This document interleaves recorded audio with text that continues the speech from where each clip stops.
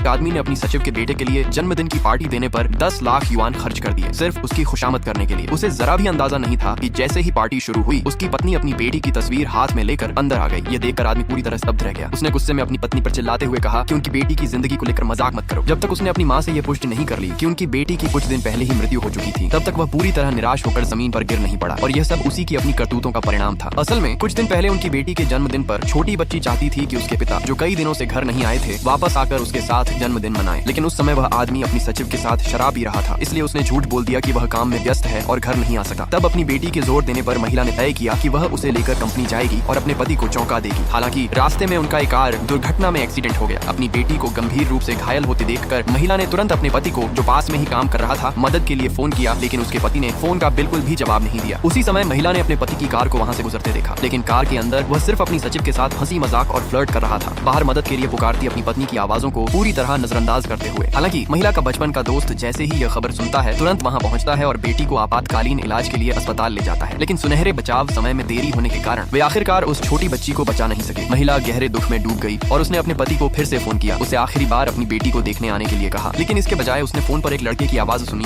जो उससे विनती कर रहा था कि वह उसे छोड़कर न जाए। हैरान होकर महिला ने पूछा कि वहाँ बच्चे की आवाज क्यों आ रही है, तो उसे बताया गया कि उसने गलत सुना है। फिर उसके पति ने कहा कि वह अगले दिन घर आकर अपनी बेटी का जन्मदिन जरूर मना देगा, और यह कहकर कि वह काम में बहुत व्यस्त है, जल्दी से फोन काट दिया। चूंकि महिला अपनी बेटी की मौत के दुख से पूरी तरह टूट चुकी थी, इसलिए उसने अपने पति के व्यवहार पर ज्यादा ध्यान नहीं दिया। सौभाग्य से उसके बचपन के दोस्त ने उनकी बेटी के अंतिम संस्कार की सारी व्यवस्था संभाल ली और अस्पताल में हर काम के लिए भाग दौड़ करता रहा। लेकिन जब उसी दिन महिला घर लौटी और अपनी सास को अपनी बेटी की मौत के बारे में बताया, तो उसकी सास केवल थोड़ा सा हैरान हुई। फिर उसने कहा कि एक लड़की मर गई तो मर गई, और महिला को चेतावनी दी कि वह इस बारे में अपने पति को कुछ न बताए, क्योंकि उसे डर था कि इससे उसकी कंपनी की लिस्टिंग पर असर पड़ सकता है। ये सुनते ही महिला गुस्से से भर उठी। वह खुद को यह पूछने से रोक नहीं सकी कि उसकी सास इतनी निर्दयी क्यों है। लेकिन उसकी सास उस पर चिल्लाई और कहा कि शादी के बाद से उसने इस परिवार के लिए कोई योगदान नहीं दिया है, और यह बेहतर होता अगर उसका बेटा अपनी सचिव से ही शादी कर लेता। तभी महिला को पता चला कि उसकी सास उस सचिव को भी जानती थी, और वह सचिव उसके पति की कोई साधारण सहपाठी नहीं थी, बल्कि उसका पहला प्यार थी। उसकी सास ने यहाँ तक बताया कि उसके पहले प्यार ने उसी समय उसके बेटे के लिए एक लड़के को जन्म दिया था, और अगर महिला ने पत्नी की जगह न ली होती तो वह कब का अपने बेटे का अपने पहले प्यार के साथ फिर से मिलन करा चुकी होती। यह सुनकर महिला पूरी तरह टूट गई। उसे अचानक समझ में आ गया कि उसका पति अक्सर घर क्यों नहीं आता था। टूटे हुए दिल के साथ वह अपनी बेटी के कब्रिस्तान में रोने के लिए गई, लेकिन अप्रत्याशित रूप से वहीं पास में उसकी मुलाकात अपने पति और उसकी सचिव से हुई, जो एक डेट पर आए हुए थे।